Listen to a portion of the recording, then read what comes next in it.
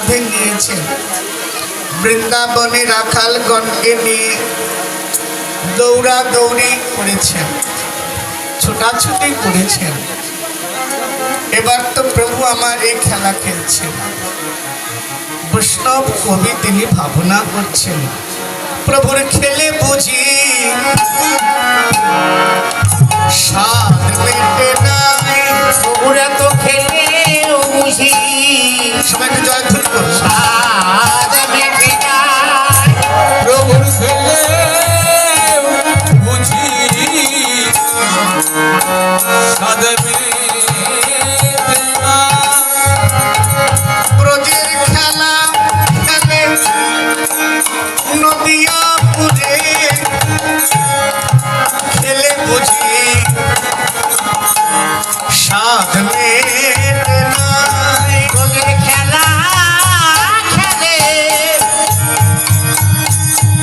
নদিয়ায় এসে এত খেলেও বুঝি প্রভুর স্বাদ মেটে না। ব্রজের খেলা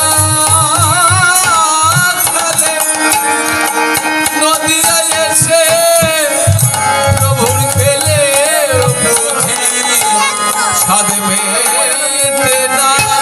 ব্রজের খেলা খেলে নদিয়ায় এসে এবার হরে কৃষ্ণ হরি বলে খেলে নদিয়ায় এসে হরে কৃষ্ণ হরি বলে, খেলে নদিয়ায় এসে হরে কৃষ্ণ হরি বলে, খেলা খেলে নদিয়ায় এসে খেলেও বুঝি স্বাদ মেটে না। খেলে স্বাদ মেটছে না, তাই বৃন্দাবনের খেলা নদিয়ায় খেলছেন খেলায় অবীর।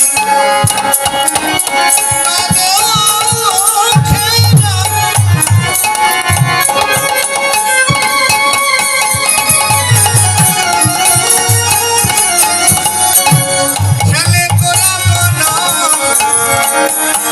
মালি, আর খেলায় বিনোদ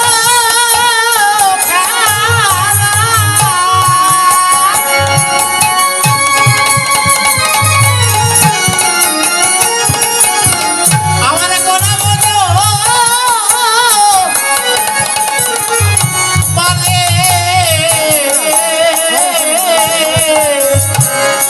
কুলীন বিহার করে ভক্ত মণ্ডলী। আর ফুলে নবী হরে হরে ভগত মণ্ডলী।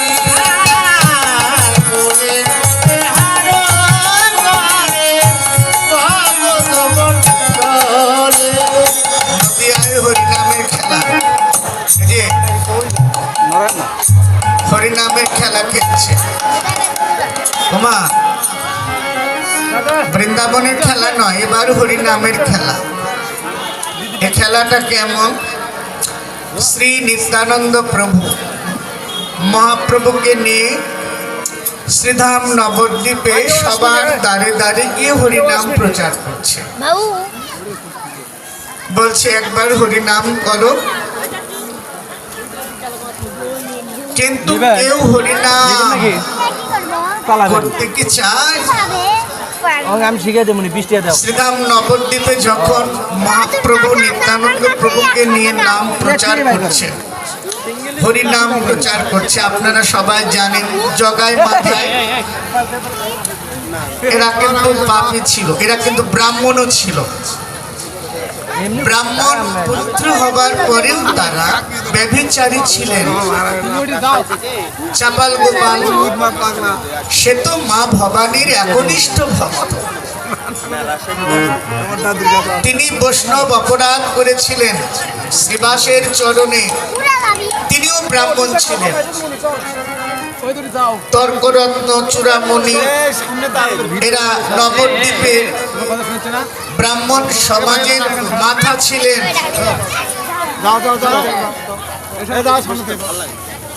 হরির নামের মর্ম তারা বুঝেছিলেন, পরে ভক্ত হয়েছিলেন। এখন প্রশ্ন আসতে পারে, জগায় মাধায় কি আসলে পাপী ছিলেন? যারা মহাপ্রভুর পার্শ্বদ তারা কি পাপী হতে পারে? এটা ভগবান তার লীলা করছেন, তার খেলা করছেন, দিব্য খেলা করছেন। হ্যাঁ, এখন নাটকের মঞ্চে অভিনয় করতে দেওয়া হয়েছে। এখন কেউ রাজার পাঠ করছে, কেউ ভিখারির পাঠ করছে, কেউ বিভিন্ন জন বিভিন্ন সেনাপতির পাঠ করছে। ঠিকই তো বলেছে, কে কি ওর অভিনয় করছে।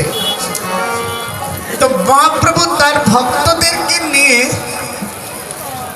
এইরকম নাটক জমে ফেলেছেন নবদ্বীপে, সবাইকে খেলাচ্ছেন, অভিনয় দিয়েছেন, অভিনয় করছে। জগায় মাথায় মাতালের অভিনয় করছে, অসুবিধা কি গো?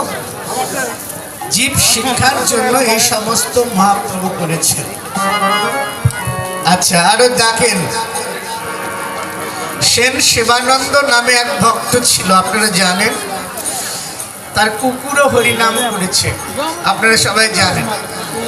ঝাড়খণ্ডের বনপথে মহাপ্রভু যখন দক্ষিণ ভারতে গমন করছিলেন, তখনও কিন্তু বনের হিংস্র প্রাণী, বাঘ, ভাল্লুক, সিংহ, হায়না, গৃধনী, বনের যেগুলো বন্য প্রাণী, এরাও কিন্তু মহাপ্রভুর সঙ্গে হরিনাম কীর্তন করেছে। হরে কৃষ্ণ। হরিবা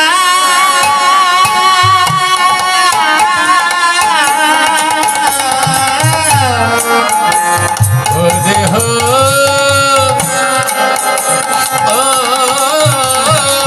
এই যে বনের পশু পাখি এরাও হরিনাম করেছে। আর একটা অদ্ভুত ঘটনা আপনাদের বলছি। নবদ্বীপে নগর কীর্তন করছে, নগর কীর্তন করছে, মহাপ্রভু ভক্তদেরকে নিয়ে হরিনাম কীর্তন করছেন। হরে কৃষ্ণ কৃষ্ণ কৃষ্ণ হরে হরে, হরে রাম রাম রাম হরে হরে, দিব্য নাম করছেন। যারা নাম শুনছেন একাগ্র চিত্তে ভগবানের নাম করতে হয়, একাগ্র চিত্তে একেবারে মন বসে দিয়ে নাম করতে হবে। ওর নাম করব আর গল্প করব, নাম করব বাড়ির কথা ভাববো, নাম করব ঝগড়া করব, ওইভাবে নাম করলে নামের ক্রিয়া হবে না। হবে একাগ্র চিত্তে নাম করতে হবে। তার একাগ্র চিত্তে যদি কেউ নাম করে বা একাগ্র চিত্তে যদি হরিনাম শ্রবণ করে,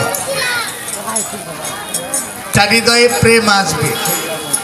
নাম প্রসঙ্গে আছে না, উত্তম হইয়া বৈষ্ণব আপনাকে মানে ত্রিনাধম, দুই রূপে সহিষ্ণুতা করে বৃক্ষ সম। বৃক্ষ যেমন কাটিলে কিছু না বলয়, শুকিয়া বইলেও কবু জল না মাগয়। যে যা চায় তারে দেয় আপনার ধন, ধর্ম বৃষ্টি সই করে পরেরই রক্ষণ।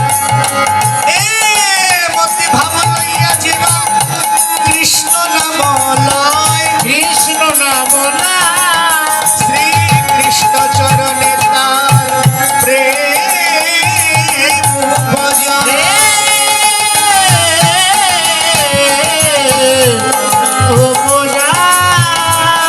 হরে কৃষ্ণ।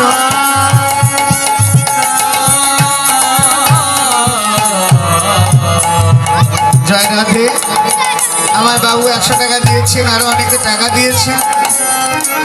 যে ইচ্ছা নিয়ে আপনারা দান করছেন, ভগবান শ্রীকৃষ্ণ আপনাদের মনোবাঞ্ছা পূর্ণ করুন। আর আমি শ্রীকৃষ্ণের চরণে প্রার্থনা করি, শ্রী ভগবান যেন আপনাদের বিশুদ্ধ প্রেম ভক্তি দান করে। উলুজ্জবাদের জয়ধ্বনি করে।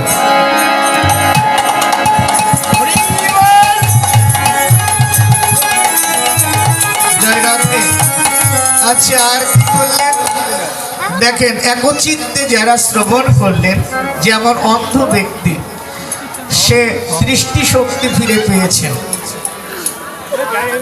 দৃষ্টিশক্তি ফিরে গেছে। যে অন্ধ মা হরিনাম শোনার মতন করে শুনলে তার দৃষ্টিশক্তি ফিরে আসে।